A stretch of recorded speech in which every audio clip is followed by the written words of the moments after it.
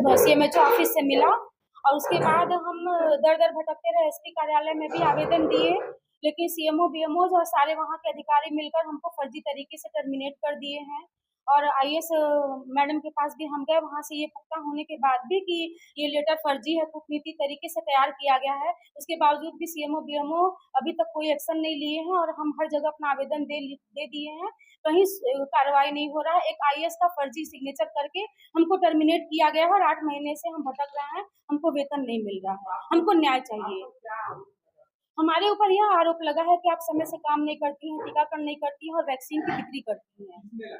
CHO Babita Shah ने, कुसुम Tirkey LHB ने और बीएमओ पंकज सिंह ने और ये सारे लोग मिलकर हमारे ऊपर ये झूठा आरोप लगाया है, जिसका कोई प्रमाणीकरण नहीं है। जी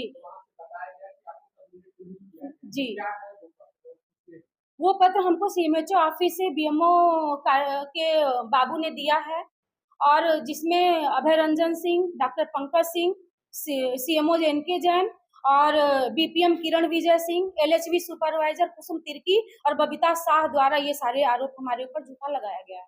तो आपने इसकी शिकायत कलेक्टर जी हमने, हाँ, इसकी वहां से हमको कोई रिस्पांस नहीं मिला। हम आवेदन अपना एसपी कार्यालय में भी दिए, कलेक्टर में भी दिए, हर जगह दिए, आईएएस अधिकारी भोपाल वल्लभ भवन तक हम दौड़ आए, लेकिन हमको कोई न्याय नहीं मिला अभी तक। इस पर कोई कार्रवाई।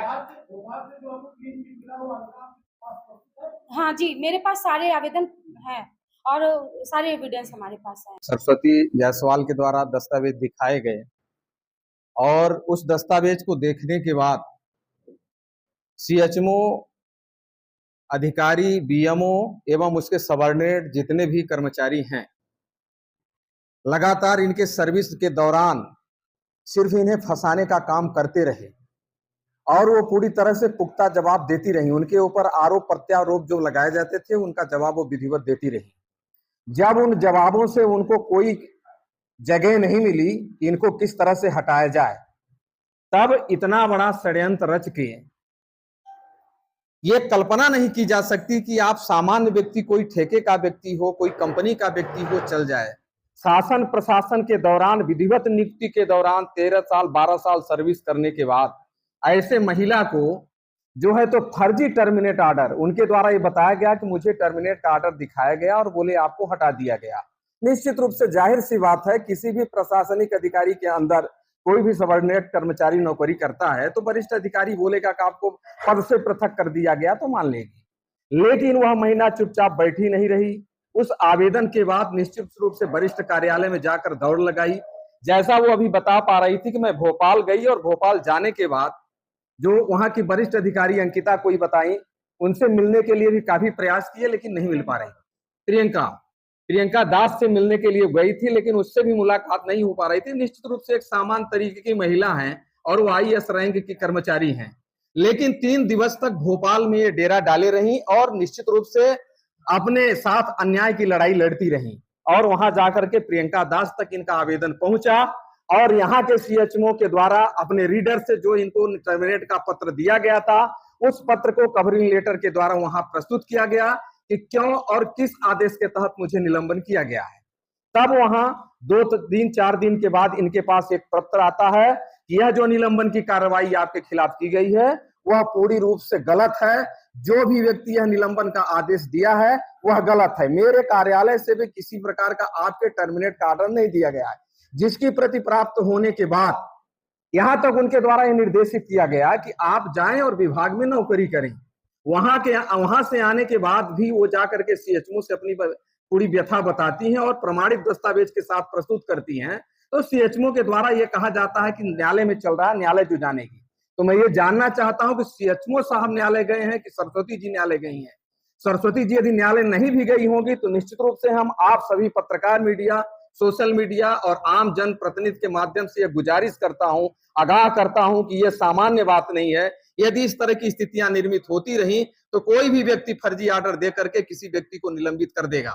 तो प्राइमा फेसी इस बिंदु पर एसपी कलेक्टर को पूरा जोर तरह से विपक्ष और पक्ष सारे लोग जितने भी अपने आप को राजनीतिक और सामाजिक दृष्टि से मानते हैं कि हम समाज सेवा कर रहे हैं, पूरी तरह से कलेक्टर साहब के पास, सीएचएमओ के पास बात रखें। यदि उन बातों पर वो सहमत नहीं होते हैं, तो उनके द्वारा ये दोनों कवरिंग लेटर के साथ और उनके पास उनके विरुद्ध में सक्षम न्यायालय में मजिस्ट्रेट के यहाँ परिवाद प्रस्तुत किया जाएगा। जितने भी उसमें आलिप्त होंगे सारे लोग दोषी पाए जाएंगे और आज वो दर दर नौकरी के लिए भटक रही, कल वो भी नौकरी के लिए तरसेंगे और वो भी निलंबन होंगे। मामला निकल करके आया है, उससे साफ जाहिर है कि सिंगरौली में व्यापक पैमाने पर अधिकारी हो चाहे कर्मचारी हो भ्रष्टाचार करने में लिप्त। जिस तरीके से सरस्वती जायसवाल का ये प्रमाण निकल के आया, न जाने इस तरह से कितने लोगों के साथ इस तरह का फर्जीवाड़ा हो रहा होगा। निश्चित रूप से ये एक बड़ा मुद्दा है और इस पर जांच जिले के उच्च अधिकारियों को भी मैं ये कहना चाहता हूँ, देखिए ये कोई छोटा मसला नहीं, किसी की नौकरी सेवा समाप्ति कर देना ये तो बहुत ही घोर अपराध है। और सबसे बड़ा अपराध है किसी आईएएस का फर्जी साइन होना। मैं कहता हूँ जिस जो आदेश जारी हुआ है, जो लेटर जारी हुआ है, उस आईएएस को भी स्पष्टीकरण देना चाहिए कि भाई हमने ये लेटर जारी किया या नहीं किया है। उनने बताया भोपाल से ये भी जानकारी मिल चुकी है कि आपका ये आदेश फर्जी है। तो अगर फर्जी है, उसका सीनियर अधिकारी भोपाल के अधिकारी कह रहे फर्जी है और जिले के अधिकारी कह रहे सही है, तो आखिर सही कौन है, भोपाल वाले सही है या सिंगरौली वाले? इसलिए मेरा आपसे कहना है आज की डेट में कि इस मामले को पूरी मुस्तैदी के साथ लड़ा जाएगा और बहन सरस्वती जायसवाल को न्याय दिलाने में जो भी करते बनेगा हम लोगों से। अभी तो आज मामले का खुलासा हुआ है, आज ही हम लिखा पढ़ी की शुरुआत करेंगे और सड़क से लेके और न्यायालय तक जहां तक भी लड़ना पड़ेगा। हमारे साथियों ने भी उसमें अपनी सहमति जताई है, मैं भी उनके साथ हूँ। इस मुद्दे को लेकर सरकार को घेरा जाएगा और ये जवाब देना ही पड़ेगा, चाहे सरकार दे या उनके कारिंदे दे, जो यहाँ उनके कार्यरत अधिकारी हैं, सीएमएचओ है, अन्य बीएमओ वगैरह जो भी है, जिन्होंने भी ये लेटर जारी की है या ये कूट रचना की है, निश्चित रूप से वो 420 420 का मामला बनता है, उसके खिलाफ एफआईआर दर्ज होनी चाहिए और कड़ी से कड़ी कार्रवाई होनी चाहिए। पूरे मामले पर क्या कुछ कहेंगे आप? सरस्वती जायसवाल जी के द्वारा मुझे 2 पत्र दिखाए गए। एक पत्र का दिनांक था 6/12/2023 जिसमें उनको टर्मिनेट का एक आदेश दिखाया गया है। उसके बाद एक 19 मार्च 2024 का एक पत्र भी दिखाया गया जिसमें यह बताया गया है कि उनको किसी भी प्रकार से हटाया नहीं गया है।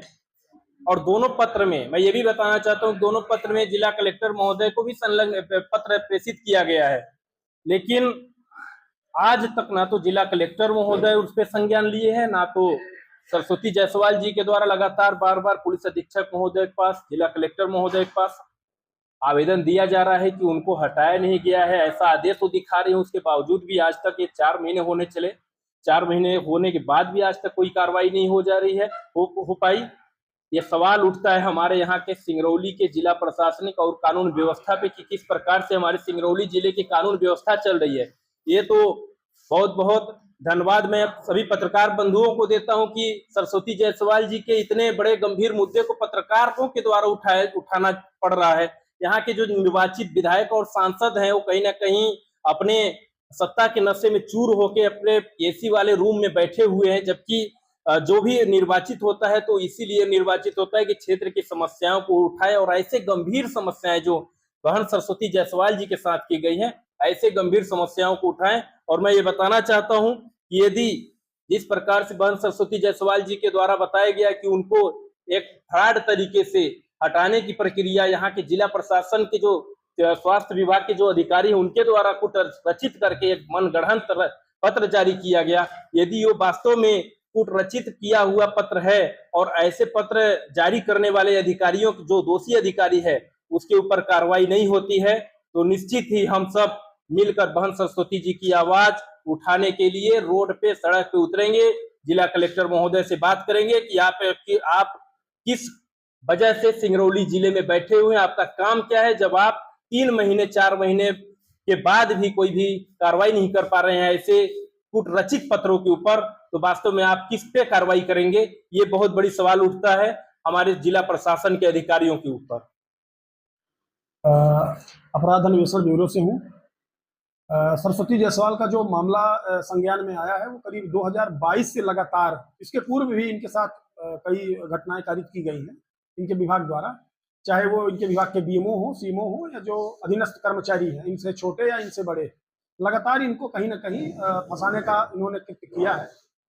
ये मामला मेरे संज्ञान में 2022 में भी आया था। मैंने जो इनके वरिष्ठ हैं, मिशन संचालक प्रियंका दास आईएएस हैं, उनको हमने विधिवत एक प्रशासकीय पत्र भेजा था, जिसमें उनके द्वारा कोई कार्यवाही नहीं की गई और फलतः दिसंबर के महीने में इनको टर्मिनेट किया गया सीएमएचओ कार्यालय के द्वारा। उसके दस्तावेज भी मुझे प्राप्त हुए। हमने इसमें भी संभवतः अच्छी सहायता की और भोपाल तक हम गए भी, पत्राचार हमने किया। तो पत्राचार के फलस्वरूप यह सामने बात परिलक्षित हुई कि यह पूर्णतः कूट रचित पत्र है। और सबसे बड़ी शर्मनाक बात यह है कि इनके द्वारा पुलिस अधीक्षक महोदया श्रीमती निवेदिता गुप्ता जी को और श्री चंद्रशेखर शुक्ला जी, जो यहाँ वर्तमान में कलेक्टर महोदय हैं, उनको भी पत्र प्रेषित किया गया मार्च महीने में। लेकिन विगत मार्च से जुलाई के मध्य शून्य के बराबर भी कार्यवाही नहीं हुई। ये बहुत ही शर्मनाक बात है और इस मामले को गंभीरता से लिया जाना उचित होगा। यह मामला 420, 467, 468, 120 बी का अपराध बनता है। पुराने नियम के अनुसार, नए नियम के अनुसार जो भी धाराएं लगती हैं उसके अनुसार मुकदमा पंजीबद्ध होना चाहिए। और जहां तक मेरे गुप्तचर हैं, मेरे मुखबिर हैं, उनके द्वारा हमने इस मामले की जांच की तो इसमें रमाकांत द्विवेदी, जो श्याम बिहारी दुबे जयंत एएसआई पे पदस्थ है, उनका भी बहुत महत्वपूर्ण सहयोग है। पंकज सिंह, एलएचबी कुसुम तिर्की, बबीता शाह, मतलब किरण विजय सिंह, बनवारी, ये कई लोग इस मामले में शामिल हैं। और हम इस बात को पुष्टि करना चाहते हैं कि जब तक इस मामले में विधिवत तरीके से एफआईआर नहीं होगी तो इस मामले की कड़ी के अंदर पहुंचना बहुत ही मुश्किल है। हमने 14 साल पुलिस विभाग में बिताए हैं और पुलिस विभाग की जीरो से लेकर जितनी भी कार्यवाहियां होती हैं वो मुझसे अछूती नहीं रह गई हैं। सारे क्रियाकलाप से हम परिचित हैं। तो मुझे मालूम है कि पुलिस विभाग किस तरीके से काम करती है और पुलिस विभाग के अधीनस्थ जो भी मामला आता है संज्ञान में, उसको किस तरह उसका क्रियान्वयन किया जाता है, उस चीज की भी मुझे जानकारी है। वर्तमान में हम पुलिस विभाग हमने छोड़ दिया है, लेकिन चूंकि इस मामले में मेरी बहुत ज्यादा रुचि है और मैं प्रशासन से भी दरखास्त करना चाहूंगा कि यदि प्रशासन निरंकुश है तो हमें 48 घंटे का समय दे और 4 सिपाही दे। 48 घंटे में दूध का दूध और पानी का पानी कर देंगे इस मामले को। धन्यवाद।